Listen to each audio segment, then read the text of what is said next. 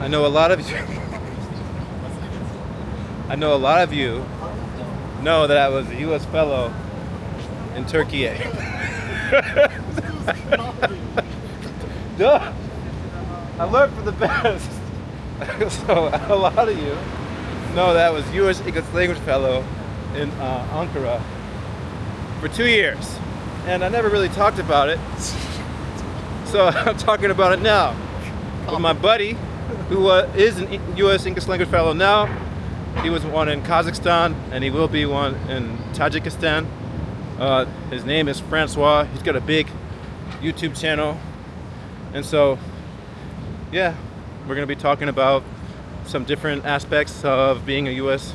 English language fellow, and I hope you can learn from this video and enjoy it. All right, peace. Oh, I might get demonetized. I just took a video of a butt. You won't. Right there. You won't. They understand it's art. All right, Francois. Can you introduce yourself? Bro, what the? It's the mic. No, what are you? The mic is here. Just give me the mic. Oh yeah, that's a good idea actually. Just give me the mic, man. What the heck? All right. Yeah. All right, I'm here with Francois. He is a fellow. He's going to Tajikistan, and he's going to introduce himself. Here you go. Well, you already told everyone I'm going to Tajikistan, but okay. My name is Francois Mark Harris. I am an English language fellow with the United States Department of State. I was in Kazakhstan last academic school year, 2025-2026. Wow. And I am going to Tajikistan next year for the academic year of 2026-2027. I will be posted in the wonderful city of Dushanbe. I'm originally from Atlanta, Georgia, USA, and I have been living outside of America for about 20 years. All right, I'm with him. I have some questions for you. And, you know, I'm a fellow as well, a former fellow. I just ended my term 2 weeks ago. So we're going to be getting some advice from each other. To share amongst all of you guys, right? Sheesh. So I'm going to start. I'm going to ask him a question first, and then later on, I'll do an introduction. He can ask me a question. Okay? So here we go. First question, and we can edit. Can you stop walking? All right, Francois. I have this question for you. What initially motivated you to apply for the U.S. English Fellowship Program? Okay, and what were your expectations before you arrived? Okay, and have these expectations been met, or is there any kind of contrast, or what did you really learn? My expectations, or first of all, my motivations for applying for the fellowship program is that I felt my professional career here in Korea had stagnated. Hello. I've been in Korea for 15 years, working at a university for 12 years and 9 months, and I felt as if there was no more upward mobility. I've always been the kind of person who loved to explore cultures, to always learn something new, especially about the career that I'm invested in, which is education. However, I felt like being here in Korea, my time reaching my potential had either stopped or it was being stagnated, as I said earlier. So I applied for the program because I heard wonderful things about the professional developments, how I would be able to go to conferences, to make workshops, to learn a lot of information, not only about the country of assignment, but also about the other cultures, from the people on the ground and from the other fellows who have been in the position that I wanted to be in. So he learned about the program, learned about culture and people. This is Francois getting to you. DP. It's double D perspectives. Okay. This is a video about there's education. So I get the term? It's about education. Because there's two of us.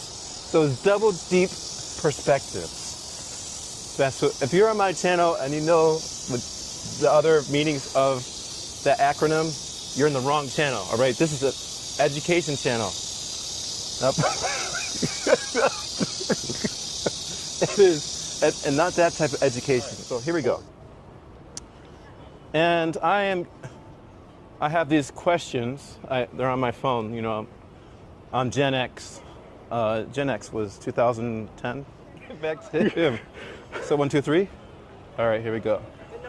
All right, here's my next question for you. Looking back What was the most rewarding aspect of the first year of your fellowship, and why did it stand out for you? The most rewarding aspect of the first year of my fellowship was me being able to grow personally. I've been living in Korea for 15 years, and in Korea, I felt sometimes as if I had to conform to society. I mean, we all do this in certain degrees wherever we go, but I just really felt it was a bit constricting here in Korea. But when I went to Kazakhstan, my first year's fellowship, wow, I was really able to like feel Kazakh culture, and these people are more expressive than people here in Korea. Not saying that Korean culture is bad or anything. It's just I was able to feel their expressive culture more, and I absorbed a lot of that and became more expressive myself. We're gonna, I'm gonna ask some questions, and we're gonna talk a little bit, and then I'll ask another question. So, what I like about Francois is he's very descriptive. He's able to really tell you what's on his mind. I feel like he has a very clear mind. Like if you go to his mind, it's like going, when you're on a plane and you go up, up, up, and like you go into the clouds. That's my mind. I'm the clouds. But his mind is like after you get past the clouds and you're in the clear sky. And that's why you get what you get from me. But from him, you get clarity. All right? And now that's what a teacher does. It gives you metaphors. It helps you, a teacher helps you visualize things. And that's what I'm doing for you. So, I'm trying to talk here. All right. Okay, let's go up there. Okay. What were some of the biggest challenges you faced during your fellowship? And how did you overcome these? Good question. Actually, I've been thinking about this a lot because it's one of the questions that appeared during our second year orientation, or the orientation for new fellows as well. And to be honest, I did not really have any big challenges. I think the main challenge I had was going to the doctor when I had an ear ache or I had a sore throat, because I can't speak Russian or Kazakh. So I guess language difficulties was my biggest challenge, but it wasn't that big because I had someone called a counterpart, which is a person at the school who acts as my assistant basically, or not my assistant, but as my friend, my professional friend, to help me navigate through society and culture in Kazakhstan. She helped me to go to the doctor and to do all the things that languages would ordinarily prohibit me from doing. All right, so he's used to holding the camera. See, because my arms are too big to hold up for a long time. It's a lot of kilograms. Do you want to be in the blue light? That'd be kind of cool. That's cool. Like we're at the club. Okay, so let me take over this channel for a bit because this guy is not giving you straight cohesive answers. All right, so this is what we're gonna do. Wait, you gotta ask me a question to get an answer. Okay, so I'm gonna ask him this question and let's see how long it takes for him to answer it. All right, Ashanti. Hey, don't make fun of me. What color is the sky? Well, it depends. Okay. See, this is what I'm saying. It does depend. If an answer starts with "well" with him, you're going to be talking for the next 30, 40 minutes. I don't have time for that. So. But it does depend. There's many things it depends on, and also the cones in your retina. It also depends on that, because when we talk about blue, what do we really see? We probably see different levels of blue, but also it depends on the visual spectrum. Humans have a different visual spectrum than other animals. So other animals actually see the sky in a different color. We usually see it if all conditions are good. So we actually kind of see it blue, we can see it pink, depending on the atmosphere, depending on the particulates in the air and stuff like that. So the answer is, you can't just answer this question as blue, like what people want to say. How many of you paid attention to this answer? It was probably scientifically correct. Was it entertaining? Was it quick? It wasn't. I actually, my students say I'm really entertaining. They're saying one of the most entertaining teachers they've ever met. at that period. Can you ask me a question about the fellowship, though? Oh yeah. You want something? No, I'll ask. Okay, so let's ask a real question about the fellowship. What is this guy doing? What is this guy doing? Out of all the countries you could have chosen to do your fellowship, why did you choose Turkey? So what I did is I thought long and hard about places to go to, right? And I narrowed it down to Eurasia, right? And Turkey has always been a place I've wanted to go to ever since I visited there. I went to Göbekli Tepe. I also went to Derinkuyu. It has a lot of archaeology. I liked that. I liked the people there and things like that. And it wasn't the first project that was introduced to me. It was actually the third project. I actually denied a couple projects before that. And then once I got to Turkey, I thought, yes, let me do it. Because this is a place I've always wanted to go to. I'm not really into religion or whatever, but it felt like the universe was saying, okay, now's your chance to go to this country. And I'm glad I did. Give you guys just a little break in listening to us talk. So this area here is one of the mainstays in the art community of Seoul.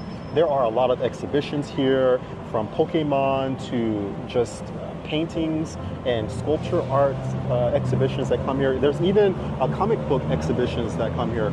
So a lot of people also take photos, professional photos down in this area here because of the symmetry and because of the design. So it's just a really nice area to be in. And you have, what? I was saying, get that right there. Yeah, and this place here turns colors. It's not just blue all the time. Sometimes it's red, sometimes it's pink, sometimes it's actually purple. During New Year's, a lot of people come down here and they watch, because they put images up on the walls, like cartoons and movie scenes and stuff for New Year's Eve, and they celebrate New Year's Eve together in this little bubble right here. Did you know that? I didn't know that. That's really good information. You don't know, now you know, Francois. Good. You know very well. All right, Francois, getting back to it. Beyond classroom teaching, what activities or projects did you find most valuable for building relationships and supporting your host institution? Wow. So at my host institution, I was able to join the media team, and we made so many different Instagram reels for the school where we would advertise the school using very diverse, fun, and different ways to attract people in, I was going to say educational, but it's not educational. It's very, very heavily based in entertainment. So we would use like new trends that are happening on Instagram or TikTok in order to promote the school. For example, we would have like a video where someone would fall in love, or we would have a video where people were fighting each other.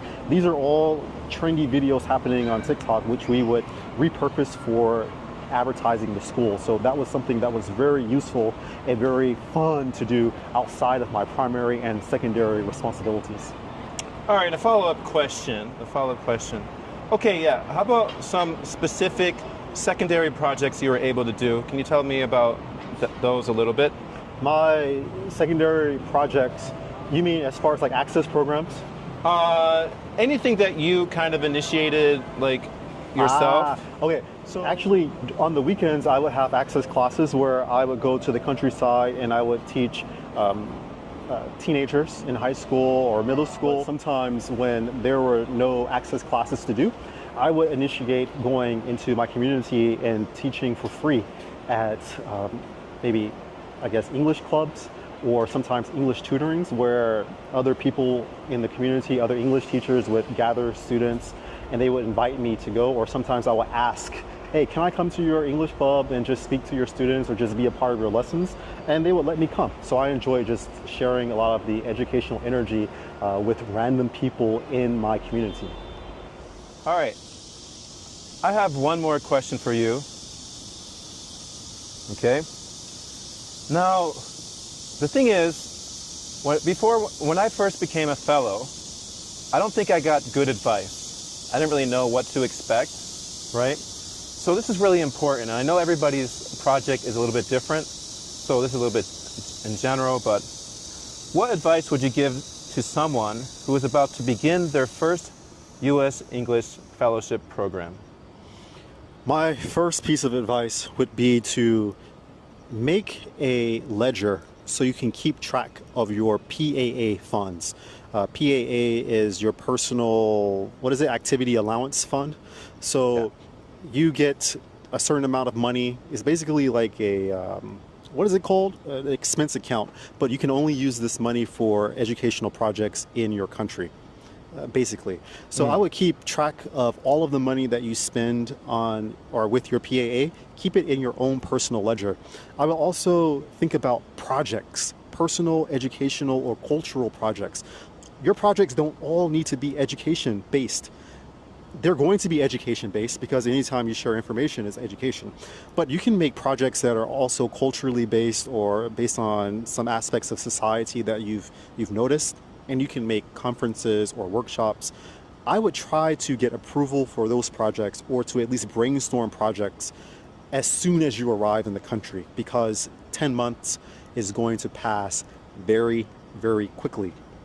Also, I would try my best to find a fellow who has done the exact same thing or has been posted in the same city that you were posted, or who has at least been a fellow in the same country that you are posted in, so you can get help from them. For example, I'm going to Tajikistan, I'm going to Dushanbe. There is a fellow, his name is June. He was in Dushanbe for 1 year. He's actually going back to Dushanbe to work with American councils. So he's finished his 2 years as a fellow. He's going back to Dushanbe, but he's going to be there to not only work for himself, but he's going to be able to share his wealth of knowledge and information with me. So I don't need to reinvent the wheel. I can just add and build on top of things that he's already done, which will already give me, or also give me, ideas for things that I would like to do as well. So find a fellow who has done, or who is in a place where you are,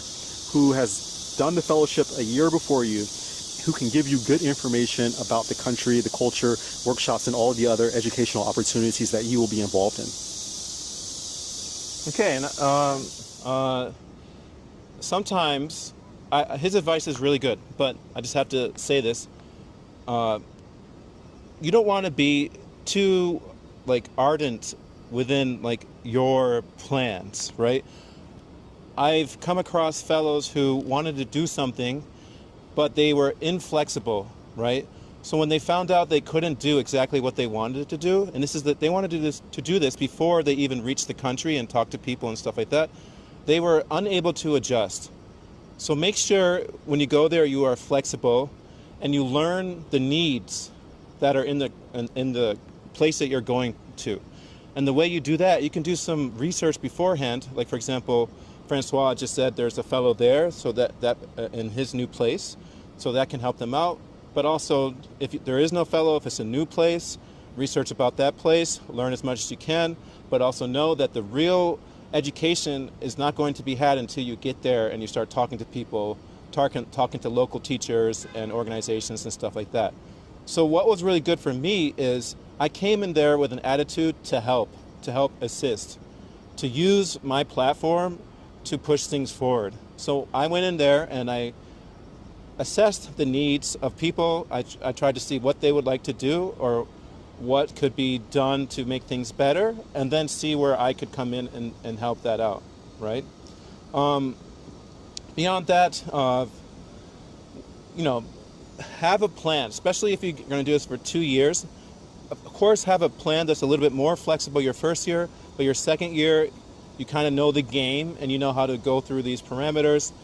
And your bigger projects, for example, Francois touched upon them before.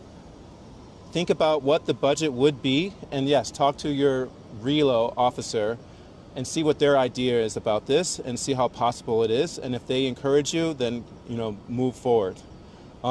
There's a lot of things I could talk about, but these are just a couple points where I just want to give advice on. And by the way, I just want to add something about RELO. He says you should ask your RELO about some things. RELO means Regional Education, Regional Officer. English Language Officer. So this person is going to be in charge of all of the projects in your region.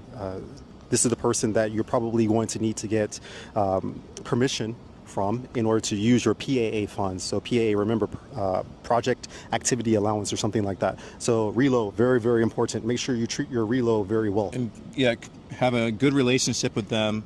They are going to be the ones that ultimately choose to bring you into the country anyways. So they're going to like you most likely. And make sure if it's your first year, you're really trying to be active and also listening to your RELO and building your relationships with different organizations and stuff like that. Because if you don't, and let's say you just you're just coasting along, you might not get invited for the second year. So just make sure you have a good positive attitude and you want to build. If you have that, then you should be great. Because earlier you asked me about how the fellowship affected me beyond, how it affected my professional development beyond the fellowship or beyond my current status. I was going to say that I took a sabbatical, a 1-year sabbatical to do the fellowship, and I was planning on coming back to Korea and then finding other opportunities once my contract at the university here in Korea ended. But I decided to do a second fellowship because I was offered it, and I talked to some of my Kazakhstan U.S. Embassy contacts, and they told me that I should take the second fellowship. It would be a really good opportunity, so I decided to take the fellowship. But now I have to quit my job here in Korea. So I've been in Korea for 15 years. My job at the university here was very comfortable. So even though the job here is very stable and I can only do the fellowship for 2 years, I believe that the opportunities that I will have after the fellowship, even only after doing the fellowship for 2 years, will be more grand than me staying here in Korea working at the same university, even though it's very comfortable. So what I'm saying is that the fellowship can really open doors for you. It can get your foot into government positions, government adjacent positions. Maybe you want to even work for charities or nonprofit organizations. The fellowship will allow you to change your mind. Whereas before, I thought only Korea was the way. Now, after the fellowship, just doing it 1 year, I can see that the sky is the limit as far as things that I can do within this field, education. Thank you. And I want to piggyback off that. Can you hold this for a second? Since we are touching on what to do after, he's in a position where he is continuing on. I'm in a position where I finished my fellowship. So I would be remiss if I didn't tell you what I am planning on doing after the fellowship. So this is an example of something you can do. And also I want to let you know that I was also in Korea as well. And yes, it might just be the environment in Korea, but I've heard it's in other countries as well, where you feel a little bit limited. You don't feel like you have the opportunities for growth. But what the fellowship does is it gives you these opportunities, and it helps you, or it supports you in ways that you would never even think of, right? It allows you to do seminars and conferences and teacher trainings and all these different things that you might not have thought that, or you might not have had confidence to do, but I think everybody has the ability to do these things. And it allows you to network a lot, talk to people with PhDs, professors, people from all different disciplines, right? And this kind of opens up your mind to new possibilities. You're like, wow, I can actually do these things. I didn't realize you had the capability to do all these great things. So what I'm doing specifically is I'm staying with my host institution. I'm going to be a lecturer for at least 1 year. It might be longer.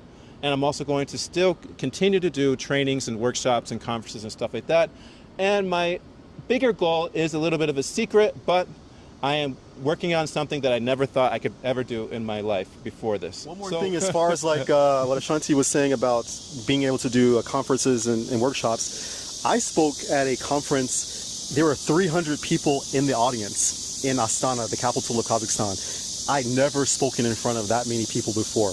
I was a bit nervous to do it at the beginning, but once it was done, I was like, yo, I could picture myself doing this more and more. So the fellowship just opened up a new area of confidence in me. So definitely worth doing. And wait a sec, we're gonna finish soon. So basically, because every time he talks, he reminds me of something, right? You know, you can keep us both in here because I'm all sweaty and stuff. No, they can't. We should focus on one. All right, sorry. All right. So he was talking about speeches. You don't always do education-related stuff. I did a couple of diplomacy speeches, which were way beyond my purview at first. I asked my relo, is it okay to do these things? And he's like, yeah, go ahead.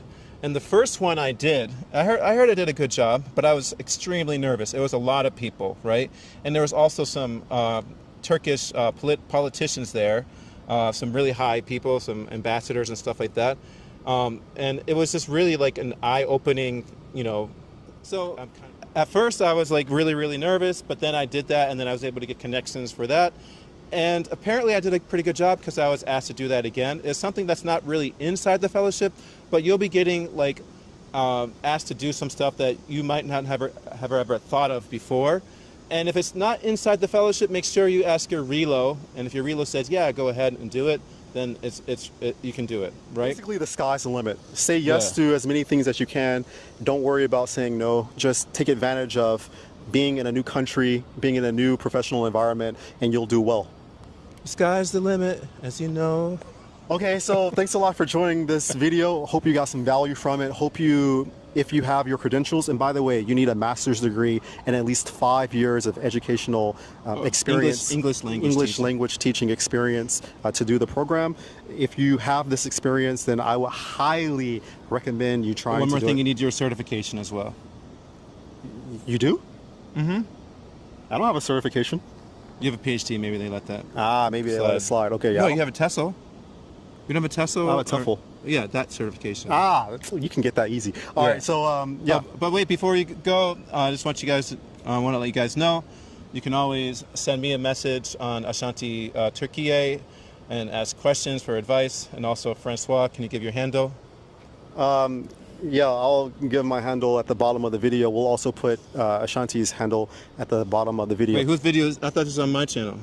Yeah, it's crazy. It's your channel. So how can you give the video? I'll give you my handle and you put it in the video. Okay. All right. If you want to put in yours, you can do that too. If you're so proud of this. Thanks a lot, guys, for joining the video. Hope you got some value. And as always, this is the unedited version. If you see a different version, it's because it's on his channel. Okay, so this is what I do on my channel. Thanks a lot for joining. Hope you stay hydrated. Love you from the bottom of my heart, and hope to see you. And in the next one. By the way, I love you from the more bottom. Like if you have to take care.